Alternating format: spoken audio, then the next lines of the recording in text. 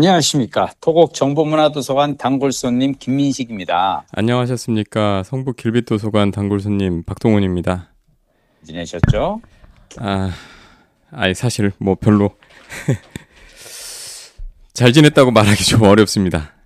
그래? 사실은 나는 이번 주에 너무 바빠서 사실 우리가 업로드가 늦어져서 일단 청취자 여러분, 혹시 기다리신 청취자 여러분들께 죄송하다고 말씀드리고 싶습니다. 제가 이번 주 수요일 날은 컨디션이 좀 안 좋았고, 목요일 날은 강의를 듣는 게 있었고, 또 금요일은 또 서로 바빴어, 그지? 그래 말이에요. 뭐 이렇게 성과가 있고 바쁜 게 김 작가님은 좀 성과가 있고 바쁜 것 같은데, 저는 삽질하다가 이렇게 된 것 같아요. 요즘 매일 삽질이에요. 삽질은 군대에서 하는 건데. 네. 그냥 생각할게 사실은 삽질 없이는 그 무엇도 이루어지지 않지 않나? 나도 삽질을 하도 많이 해가지고 내가 지금 그냥 박동훈 부장님 말씀하니까 원뜻 그냥 떠오르는 책의 한 내용만 살짝 전해드릴게요. 네. 60년대생이 온다라는 책이 있어요. 아니 원래 90년대생 온다가 2000년생 온다 그랬다가 이제 60년대 어르신들까지 오나요? 60년대생이 온다라는 책을 처음에 듣고는 그냥 90년대생에 뭐 이렇게 짝퉁인가 싶었는데 저자 이름을 딱 보고 이 책은 만만치가 않겠는데라고 생각했는데 이게 미래에셋 은퇴 연구소장 김경록 선생님이 쓰신 책이고요. 제가 김경록 쌤의 또 이 팬이잖아요. 왜냐하면 예전에 1인 1기라는 책을 읽고 노후에는 한 가지 기술, 월에 100만 원 정도의 소득을 올릴 수 있는 한 가지 기술을 누구나 다 익혀야 되는구나라고 해서 제가 40대 글쓰기 기술을 갖다가 장착하려고 엄청 했고, 그래서 저는 이번 책 너무 좋아요. 오늘은 우리가 예고한 대로 연금 특집을 가는데 네. 갑자기 나는 지금 이제 우리 박동 부장님이 삽질하신다 그러니까 네. 이 책에서 뭐라 그러냐면 재취업을 할 때, 왜냐면 60년대생이 온다니까 주된 이야기는 지금 이제 지금 60년대생이 얼마가 지금 한꺼번에 같이 은퇴를 하냐면 860만 은퇴 쓰나미. 생각해보니까 60년대생 그 10년 그 내에 태어난 사람들만 860만 명이 같이 은퇴를 하는 거예요. 그래서 이 책에서 재취업을 할 때 어떻게 해야 되는가에 대해서 저자는 뭐라고 얘기를 하냐면 삶의 깊이를 더하기 위해 세 가지를 유념할 필요가 있는데, 첫째가 전문성의 길로 나아가는 것은 화려하지 않고 평범하고 지루하며 반복적인 작업이다. 둘째, 깊이는 노력에 비례해서 나타나지 않는다. 노력에 따른 결과는 비선형적으로 나타난다. 셋째, 잘 안 풀릴 수도 있다는 생각을 담담하게 받아들인다. 왜냐하면 꼭 성취해야 한다는 생각이 없을 때 자신의 전문성의 깊이를 더하는 길을 꾸준히 걸을 수 있다. 젊을 때는 성취에 초조할 수밖에 없지만 인생 후반에는 좀 더 자유로울 수 있다. 그것이 노년의 이점이다. 근데 나는 이 세 가지가 다 사실은 함께 어우르면은 무슨 얘기냐면 삽질이에요. 왜냐하면 화려하지 않고 평범하고 지루하고 반복적인 작업인데, 네. 그게 성과도 바로바로 눈에 나타나지도 않고 그런 시간을 견뎌야 된다는 거잖아요. 퇴직 이후에도 전문성을 살리려면 이렇게 해야 된다는 건가요? 그렇죠. 그러니까 뭐냐면 이분 얘기는 뭐냐면 퇴직 이후에는 전문성의 깊이를 더해야 한다고 얘기를 합니다. 네. 근데 그 깊이를 더하기 위해서는 이 과정이 필요하다. 이 세 가지 과정이 필요하다라고 얘기를 하시고요. 60년대생이 온다 책 얘기는 제가 다음 주에 제대로 정리해서 한 번 더 말씀드리고 싶습니다. 오늘은 예고한 대로 우리 연금 얘기해야 돼. 60년대생이 온다는 좀 나온 지 된 책인가요? 이 책 잠깐만요. 아니에요. 2024년 잠깐만요. 제 친구가 사실은 저한테 올해 나온 책이네요. 올해 나온 책일 거예요, 이게. 3월 15일이니까, 24년 3월 15일이니까 나온 지 진짜 한 2주? 70년대생이 온다는 아직 없죠?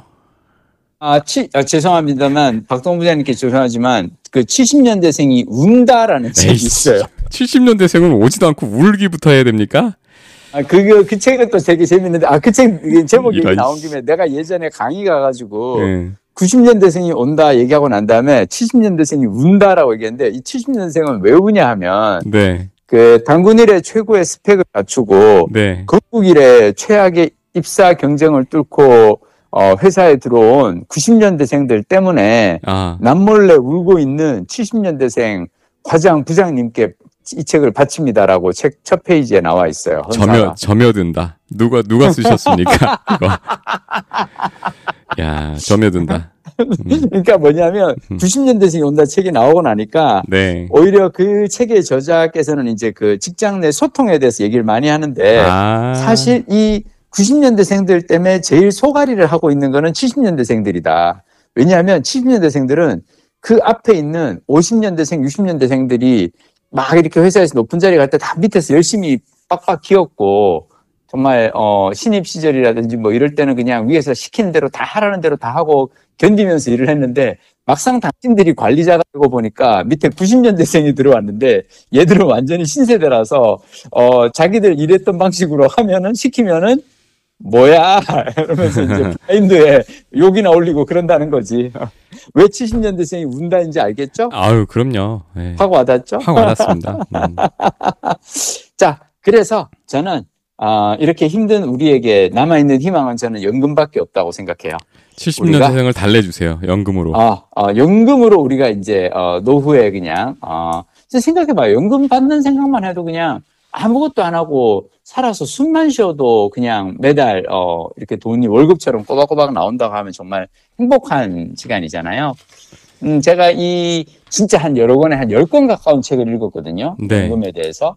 그 중에 이제 한 권은 그 100세 시대 연금이 답이다라는 책이 있어요. 네. 근데 이 책에 보면은 일단 연금 저축이라든지 연금을 모으기 시작하는 걸 조금이라도 일찍 시작하라고 얘기를 합니다. 근데 이미 70년대생 우리 일찍 할 수는 없잖아요. 봐봐. 우리 청취자들 중에서 그래도 혹시 좀 조금이라도 어리신 분들도 있을 거 아니야. 네. 그러니까 뭐냐면 이 책에서는 그러니까 60세까지 은퇴자산 3억 원을 모으기로 결심한 사람이 연복리 6%로 저축할 때 30세, 40세, 50세에 따라서 금액이 얼마나 달라지냐면 30세는 30년 동안 월 30만 원만 부으면 된대요.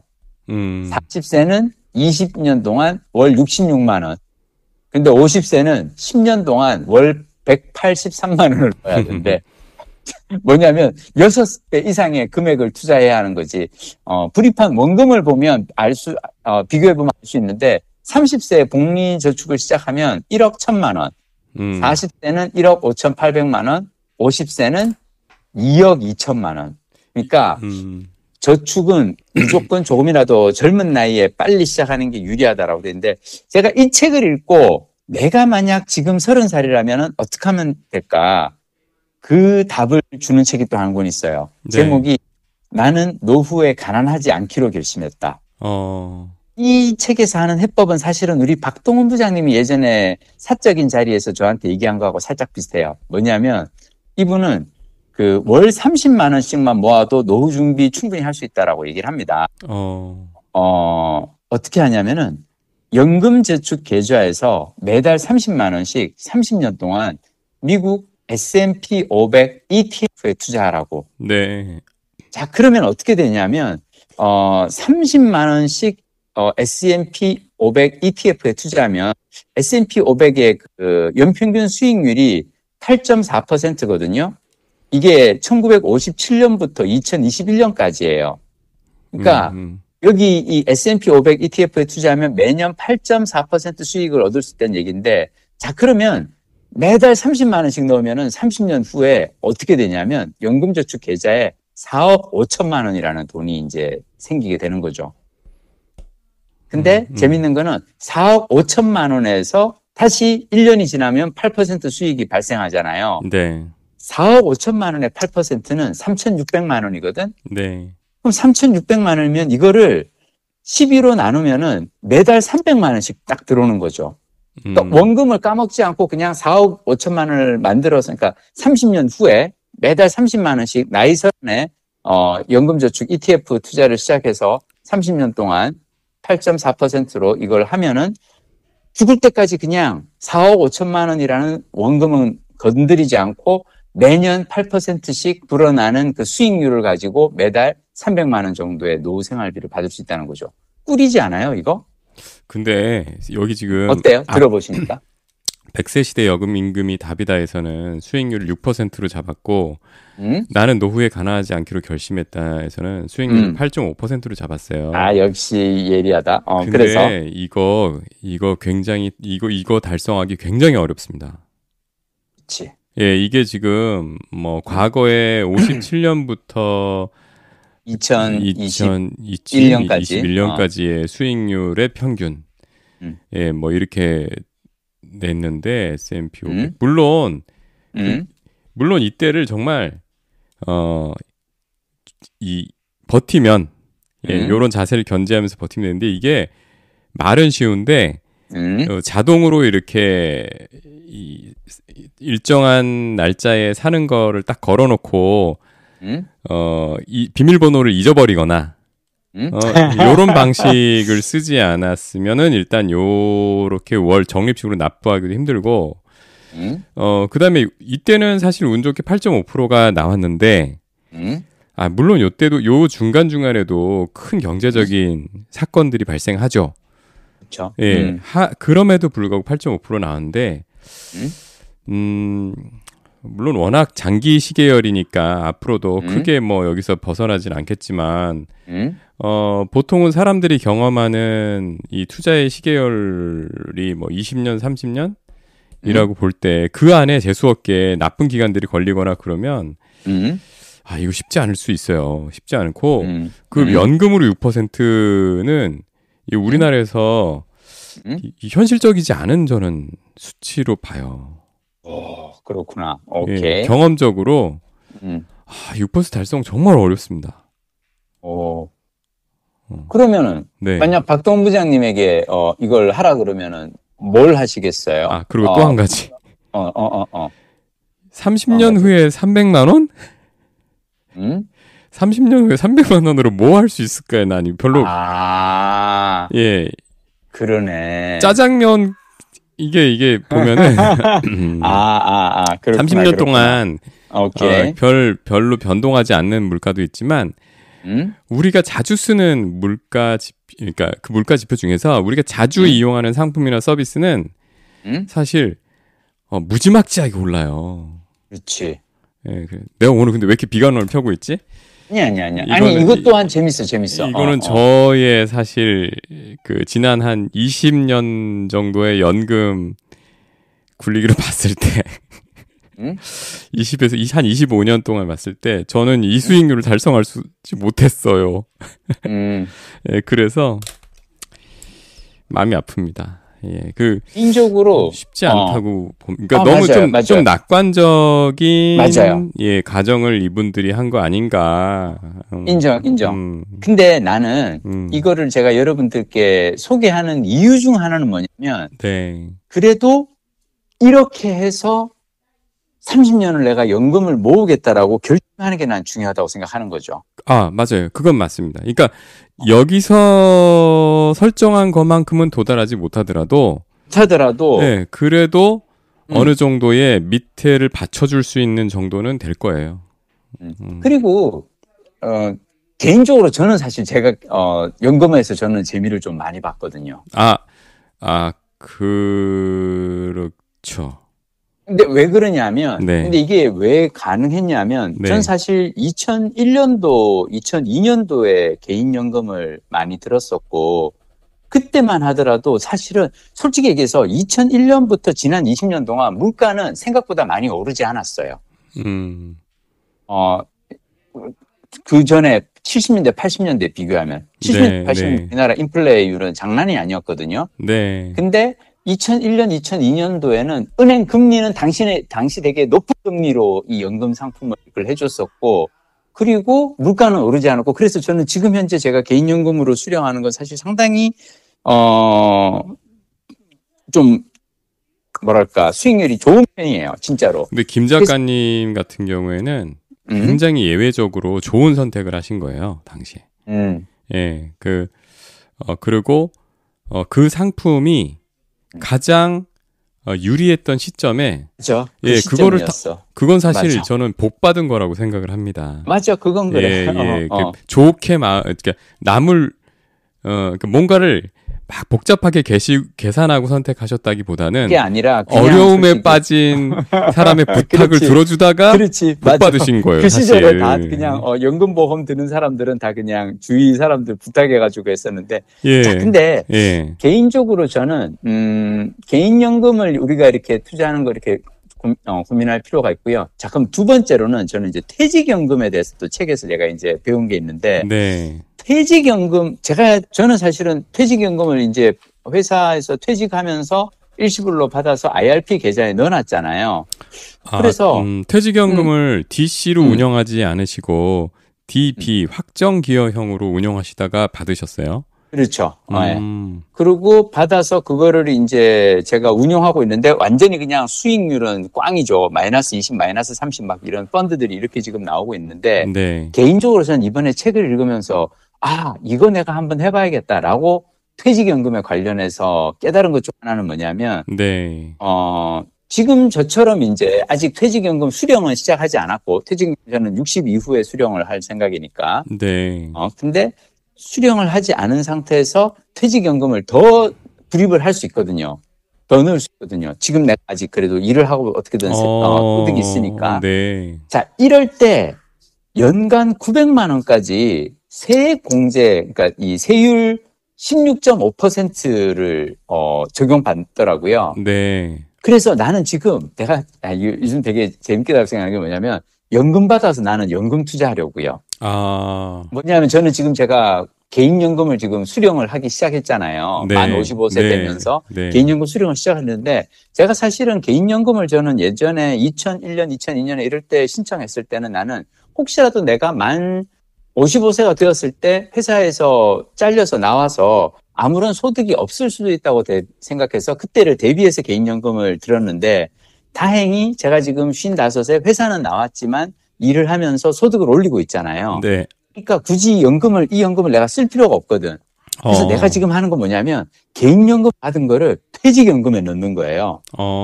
그러면은 퇴직연금은 연간 900만 원까지 세율 16.5% 세액 공제가 되는데 그러면 쉽게 얘기하면 뭐냐면 1년에 148만 원의 세액 공제가 되거든요. 네. 근데 연간 900만 원이면 왜 한 달에 한 7, 80만 원씩 내는 거잖아요. 네.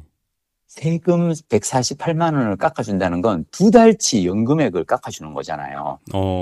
근데 무엇보다 저는 요즘 이렇게 아까 왜 우리 박동 부장도 얘기했지만 사실은 수익률로 5%, 6% 넘기기 쉽지 않거든요. 네. 근데 가장 확실한 재테크는 절세더라고. 맞아요. 네. 세율 16.5% 이거 엄청 큰 거거든요. 네. 그러니까 수익률 3%짜리에서 4%, 5% 먹을까 막 가지고 고민하는 것보다 이렇게 확실하게 세액 공제가 되는 퇴직연금에 뚝딱, 그러니까 최대한 액수를 900만 원 이렇게 넣어야겠다. 이게 제가 책을 읽고 깨달은 두 번째고요. 네. 자, 마지막 이제, 그러니까 아까 처음에는 저는 개인연금 말씀드렸고, 두 번째로 퇴직연금으로 어떻게든 이제, 세액 공제 받는 방법에 대해서 여러분들께 말씀드렸는데, 마지막으로 이제, 꿀은 역시 국민연금이에요. 왜냐하면, 박동 부장님 말씀한 대로, 물가 인상률이라는 게 장난이 아니거든. 또 제가 지금 받고 있는 개인연금이 나중에 가서는 결국은 물가 인상되고 나면은 지금만큼의 그런 어떤 구매력은 없을 거라고 생각해요. 네. 다만 그때 가서는 이제 국민연금으로 해지를 해야 되는 거지. 국민연금은 물가 연동되니까. 그래서 국민연금에 대해서 제가 여러분들께 드리고 싶은 얘기는 딱 일단 한 5가지 정도 되는데 첫 번째는 가입 기간은 반드시 10년을 채우세요. 박동 부장님이나 나처럼 일단 뭐 회사 생활 오래 한 사람은 상관없지만 주부로서 뭐 이렇게 옛날에 한 4, 5년 하다가 애 낳고 그냥 가정주부로 쭉 사셨다면 이런 분들이 어떻게든 임의 가입을 통해 가지고 10년 이상 가입을 만드는 게 되게 중요하고요. 왜냐하면 국민연금은 10년 이상 가입자에게만 종신연금을 지급합니다. 네. 그리고 둘째, 60세가 넘어도 계속 납입하세요. 저 이거 이렇게 하려고요. 저는 60세 넘어도 원래 60세가 되면 의무 납입은 종료되지만 국민연금 개시 전까지는 보험료를 낼 수 있거든요. 네. 자, 국민연금은 이 약간 왜 그 건강보험료하고 비슷하게 소득이 오르면 연금보험료도 따라서 오르거든요. 네. 그래서 사실은 많이 벌수록, 많이 낼수록 가성비는 떨어져요. 근데 많이 내는 것보다 국민연금은 중요한 거는 오래 내는 거예요. 왜냐하면 납입 기간이 길면 길수록 이건 엄청 유리해지거든요.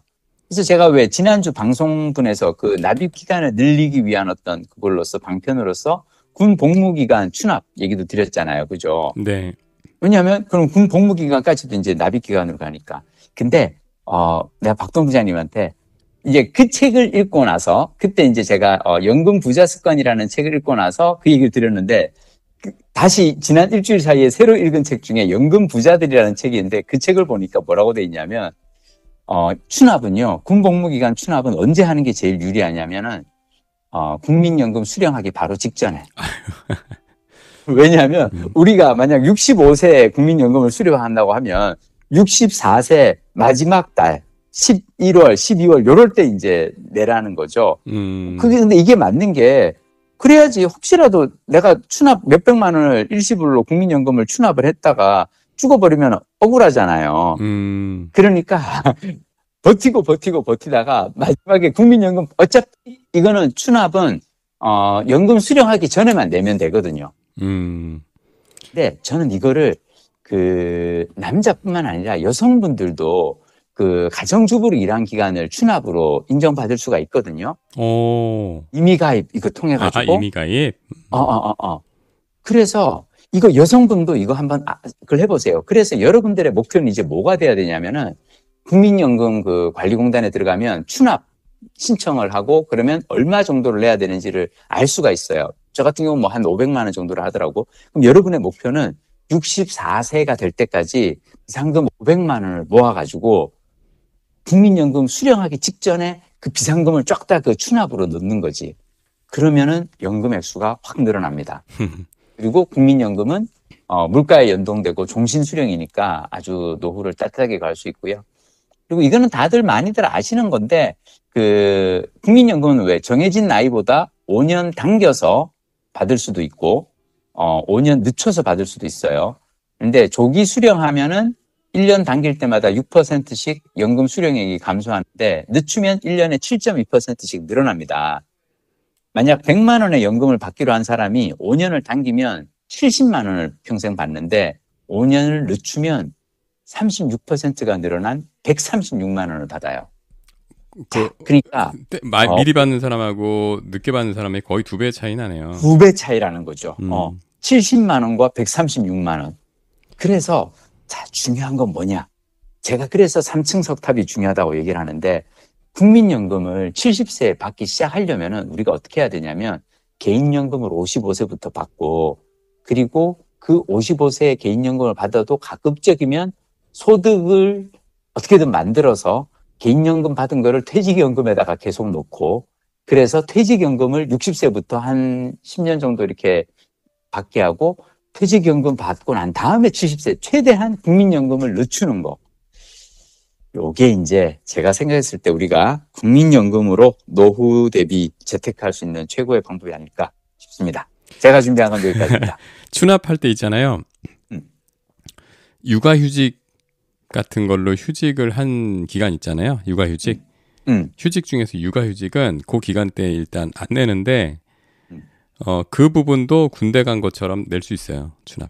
와, 그러니까 그러니까 나중에 우리 박 부장님은 그 기간 다 합치면은 꽤 될 거라니까. 그런데 여기서 또 오늘 내가 또 삐딱하게 나가봐야지. 얘기해봐. 이거 진짜 듣잖아요. 이걸 그러니까 그 사실 연금은 그 취지나 원리를 이해할 필요가 있어요. 철학. 오케이. 예, 그 나라마다 그 연금을 설계하는 기본 원리와 취지가 있어요. 그래서 그거를 근본적으로 이해하고 그렇게 해서 그 원리에 따라서 어떤 유불리가 나온다. 또는 뭐를 먼저 받고 뭐를 늦게 받고 또 지금 우리 김 작가님께서 깨달으신 것처럼 지금 쓰고 있는 방식 개인연금으로 퇴직연금으로 퇴직연금을 보내서, 다시 세액 공제 받고 막 따따블로 수익률 올리고 퇴직연금 국민연금 받는 기간을 최대한 뒤로 미루고 요거를 방법만 그 결과 그러니까 그 원리에 따라서 나온 이 강론만 자꾸 습득하면 이거 의미 없습니다. 그러면 이거 왜냐면 이게 굉장히 오랜 기간 동안 이루어지는 일이기 때문에 강론만 들어서 머리에 남지도 않고 자꾸 까먹어요. 요즘 그렇잖아요. 나이가 들면 내가 며칠 전에 한 행동을 지금 기억을 못 한다니까. 내가 서류에다 무슨 서류를 이렇게 해놨어. 며칠 전에 이거 누가 이렇게 해놨어? 내가 이렇게 해놨어. 근데 이거 기억 못 한다니까. 오케이. 그리고 근데 이 연금이라는 거는 내는 기간도 길고 받는 기간도 길기 때문에 사실은 원리를 이해한 상태에서 또 제도도 바뀌어요. 그거를 스스로 강론을 만들어내야 돼요. 김 작가님처럼. 남이 해주는 얘기 듣고서 뭐 하는 거 이거는 힘듭니다. 그래서 사실은 연금은 이렇게 오래 살고 이런 시대에는 우리가 그 국어, 영어, 수학 배우듯이 꽤 많은 시간을 들여서 연금에 대해서 전문가가 될 필요가 있어요. 내가 그래서 오죽하면 2주일 동안 연금에 관련한 책만 한 10권을 지금 내일 읽었다니까. 퇴직하면 약간 양가씩 달라. 퇴직하면 사실은 한 달 정도 하루에 5시간씩 연금에 대해서 집중 공부하는 코스를 마련해서 난 해줘야 된다고 봐요. 사회적으로. 맞아. 그렇지 근데 나는 이게 퇴직하면이 아니라 사실은 지금 직장인들, 내가 왜 아까 그 30대, 40대, 50대 얘기를 왜 했냐면 지금 직장인들도 이거를 해야 돼. 근데 고용주나 별로 안 좋아하실 것 같아요. 이것들이 왜? 현재에 충실해야지. 지금 벌써 퇴직 이후에 이걸 위해서. 그러니까 내가 보기에 우리 박 부장님은 너무 관점이 비관적이야. 나는 내가 고용주라면 좋아할 것 같거든. 그래요? 왜냐하면 원래 비스마르크가 옛날에 맨 처음으로 국민연금 제도를 만든 이유가 뭐냐면 노동자들에게 니들 노후 걱정하지 말고 지금 현재 일 열심히 해. 니들 열심히만 일하면 노후는 국가에서 보장해줘. 라는 그걸로 맨 처음에 비스마르크가 만든 게 연금 제도였단 말이야. 그래서 그거예요. 그거 열심히 지금 일하고 노후 신경 쓰지 마. 이거는 그치. 굉장히 단순하고 단일화된 그치. 노후 복지 체계로 돼 있을 때의 얘기예요. 근데 그러니까 예를 들면 이런 겁니다. 그 호주나 뉴질랜드 같은 나라의 사람들은 되게 무식해요. 이 재테크 부분에 사실은. 그리고 그냥 국가에서 그 기본적인 거, 그러니까 한 큐에 뭘 다 마련을 해놨어. 그래서 하라는 대로 하면 돼. 그렇지. 근데 우리나라는 우리나라는 3층 석탑이잖아요. 맞아. 어느 나라나 다 그럴 거예요. 그런데 우리나라의 3층 석탑은 이거를 굉장히 원리를 잘 알고 잘 활용하고 변화되는 제도에 기민하게 대응하는 사람과 그냥 그렇지 않은 사람은 사실 어떻게 뭘 얼마나 어디에 배분하고 뭐에다 힘을 줘야 되는지 잘 몰라요. 알 수 없어요. 그렇지. 맞아. 그래서 차이가 커요, 사실은. 같은 돈을 받아서 현역 때 맞아. 연금에다 넣더라도 뭐 이럴 수는 있죠. 최대치 있잖아요. 최대치. 부어야 되는 그 최대치. 개인연금도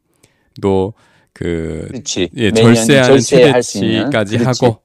맞아. 국민연금 내라는 대로 꽉꽉 내고. 그렇지. 그다음에 추납 잘 하고. 그렇지. 집에서 혹시 살림하는 와이프 있으면 또 당신도 해 하고. 그렇지. 다 하면 좋은데 쪼들리잖아요. 쪼들려서 최대치를 못한다. 그게 현실이에요, 사실은. 그래서 하지만 그러니까 그냥 최대치를 할 수 있는 그 소수를 뺀다면 보통의 직장인들은 사실 플러스 알파를 서울시 50플러스 재단 같은 데서 연금 집중 코스 한 달 이런 거 해줘야 됩니다. 이거. 맞아. 이렇게 나갔네. 이거 제가 사실은 제가 잘 못했기 때문에 그래요. 아니야. 아니, 저기 뭐야. 내가 보기에, 네. 연금은 하여튼 앞으로 우리가 계속 공부해야 하는 주제고, 그러니까 저도 이번에 당장, 네. 이번에 2주간 딱 했던, 당장 내가 지금 한 게, 일단 1번, 군복무기간 추납해야겠네. 2번, 퇴직연금에 앞으로 매년 900만 원씩 그래도 넣어야겠네. 이 생각을 하게 된 거예요. 그전에는 나는 사실은 이미 3층 석탑은 완성되었기 때문에 연금 투자는 더 이상 나는 할 필요가 없다고 생각했거든. 네. 아니더라고. 이번에 책을 읽고 나서 다시 한번 깨달았어. 이게 되게 지금도 내가 계속 꾸준히 해야 되는 거구나. 그리고 무엇보다 진짜 아까 박 본부장님 처음에 얘기한 것처럼 이게 돈이라는 건 그냥 놔두면 점점 그 구매력이 떨어져 가기 때문에 네. 지금 현재 가지고 있는 어떤 연금 수령액 가지고 만족할 수 없다. 어떻게든 더 늘리기 위해서 최선을 다하겠다. 제가 이번에 공부하게 된 결론은 그겁니다. 연금에 대해서는 우리가 공부를 계속 해야 되는구나. 예. 근데 지금 김 작가님은 사실 맘 잡고 막 이렇게 하셨잖아요. 근데 실제로 이렇게 연금에 관련된 정보나 책을 이렇게 찾아보면 되게 머리 아파요. 맞아. 나도 그걸 그래서 깨달았어. 이 웬만한 의지력 갖고 하기 힘들거든요. 그래서 이쪽에 일타 강사들로 나 계속 똑같은 얘기 안 해? 일타 강사들로 한 달짜리 강좌를 구성해서 해줘야 된다니까 이거. 그거를 한 달짜리 강좌를 들으실 시간이 없는 분들을 위해서 제가 하여튼 내년 초를 조금만 기대해 주십시오. 제가 지금 바쁘신 여러분을 대신해서 경제 경영에 관련한 책 한 200권을 읽고 책 한 권을 지금 쓰려고 합니다. 지금 사실 연금 공부하는 것도 내년에 나올 책에 대해서 자료조사 차원에서 지금 읽고 있는 거고, 나는 왜냐하면 이번에 말씀하신 것처럼 사람들마다 연금에 대해서도 각자가 어떤 사람은 ETF로 하라, 어떤 사람은 뭘 하라, 다 다르더라고요. 근데 이거에 전반적인 흐름을 그래도 잡을 필요가 있지 않을까. 무엇보다도 그 과정에서 내가 배우는 게 많아요. 김경록 선생님이 사실 연금 전도사로 우리나라에서 맞아요. 되게 오랫동안 해오셨잖아요. 예, 그리고 그런 연금 전도사들이 몇 분 계신데, 그분들이 우리는 그분들이 여기서 주장하신 거, 책에서 하신 거, 유튜브에서 하신 거, 이렇게 찾아서 우리가 조합해서 이걸 하려고 하는데, 그게 상당히 쉽지 않기 때문에, 예를 들면 국민연금 가입자면, 돈만 받지 말고 연금공단에서 끌어안쳐서 한 달 너무 길다.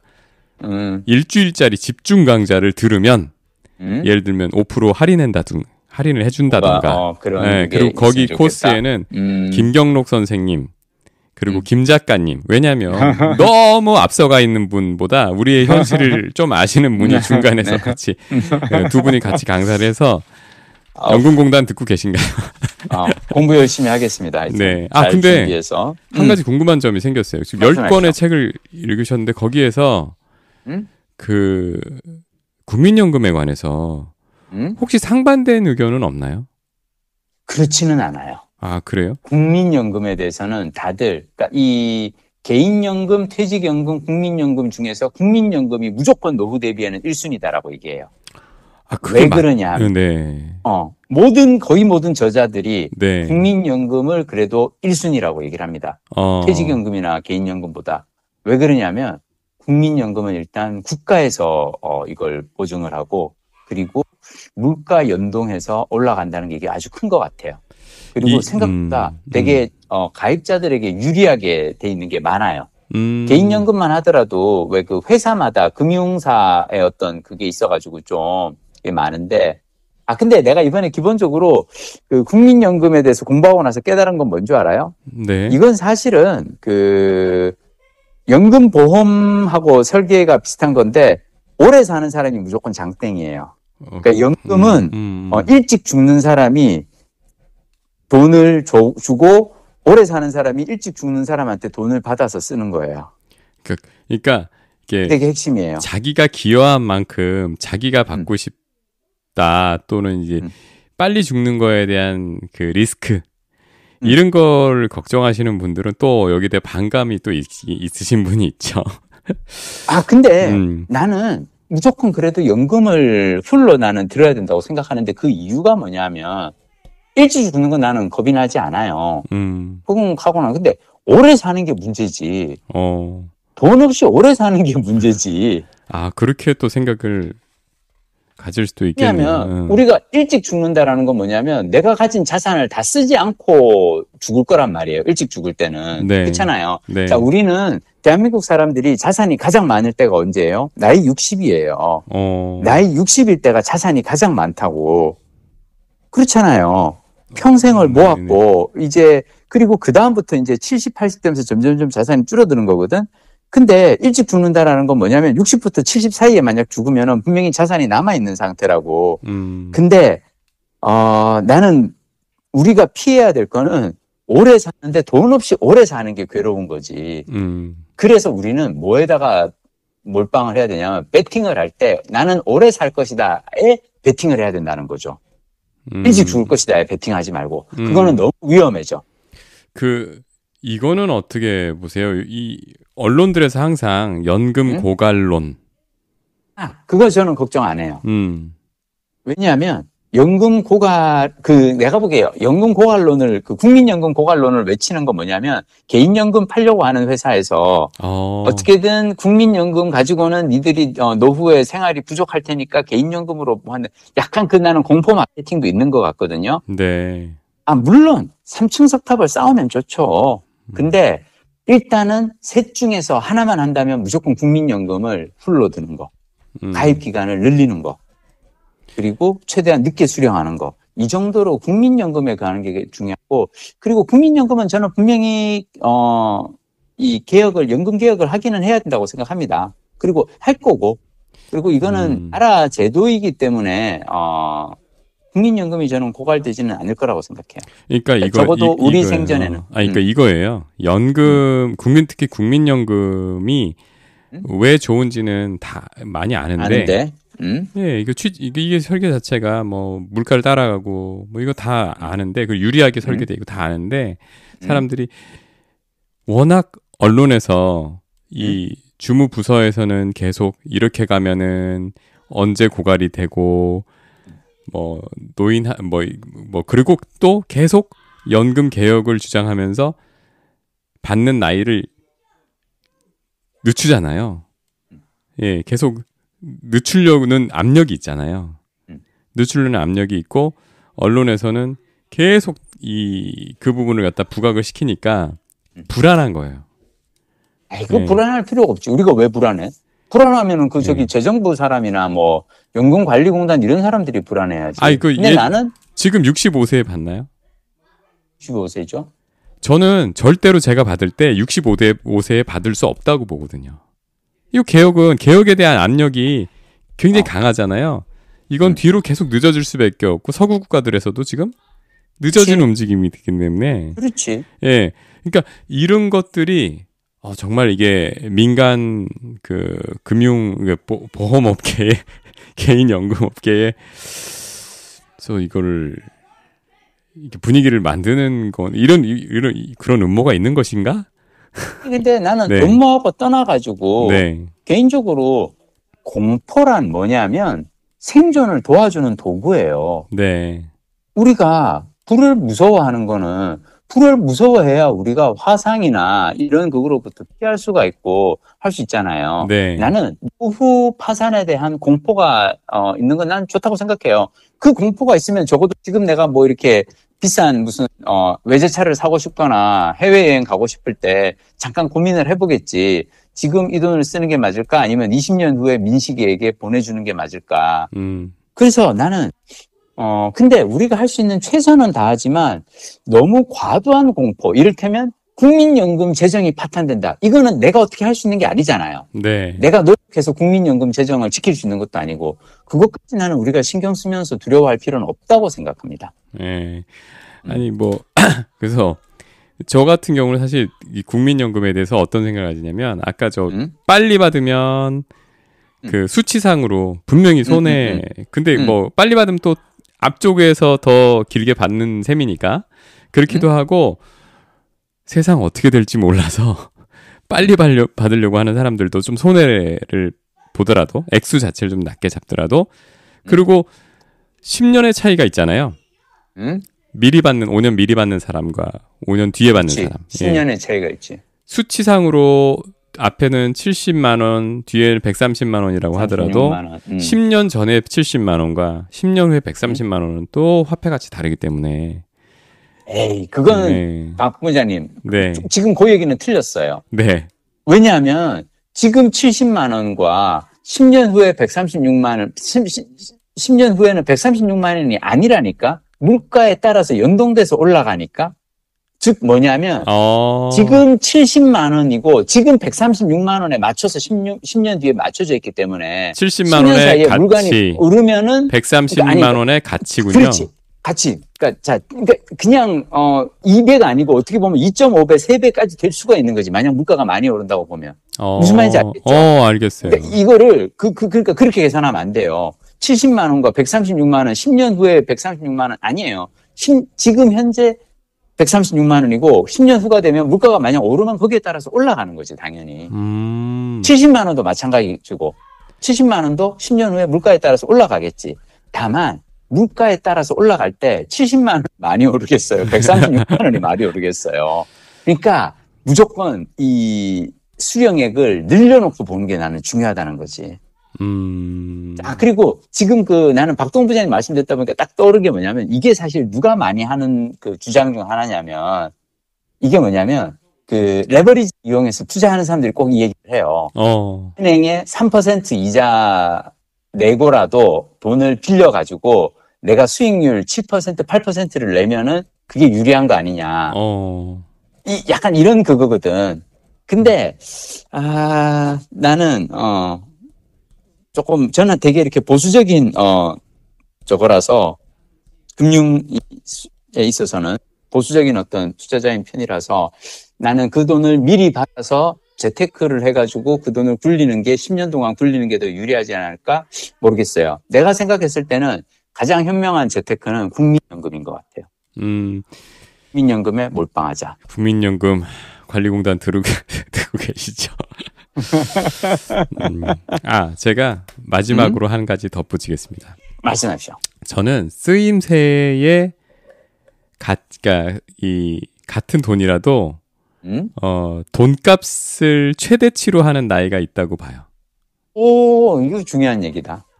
자, 80세에 80세에 내가 10만 원을 쓰는 것과 60세에 10만 원을 쓰는 거는 그 효용의 가치는 확실히 다를 거라고 봅니다. 우리 부모님도 이미 여행을 못 가신 지가 오래됐거든요. 예, 그래서 이런 노후 자산을 생각할 때 같은 돈이라도 더 센 돈값을 할 수 있는 그 시기도 고려해서 적당히 써줘야 된다. 맞아요. 현재. 그리고 여기에 있어서 사실 나는 되게 중요한 딜레마가 하나 생기는데 그게 뭐냐면 돈 마찬가지로 시간도 마찬가지예요. 시간의 가치도 달라요. 내가 지금 55세 내가 미얀마 여행을 3주간 가는 거랑 10년 후에 65세 내가 3주간 가는 거랑 난 둘의 그 경험이 완전히 다를 것 같거든요. 미리 가야 되는 거죠? 어쩌면 10년 후가 되면 나는 이렇게 못할 수도 있고 무슨 말인지 알겠죠? 네네. 근데 또 지금 내가 돈을 쓰는 것보다는 어떻게든 돈을 벌어야 되는 시점일 수도 있거든. 돈의 측면에서 봤을 때는. 네. 그래서 이거는 정답은 없고요. 밸런스를 우리가 끊임없이 그 균형을 찾아야 되는 것 같아요. 네. 근데 박동 부장님 말씀이 되게 중요해. 그 가치, 돈의 가치도 마찬가지고 시간의 가치도 마찬가지고 나이에 따라서 달라집니다. 제가 요즘 가끔 돈 쓸 때 그렇게 그런 논리로 그런 논리 뒤에 를 딱 내세우고 돈을 씁니다. 역시 현명한 자세야. 그래서 못 모으나 보네. 뭘 많이 모아놓고 엄살은 또 네, 오늘 또 연금 얘기 잘 들었습니다.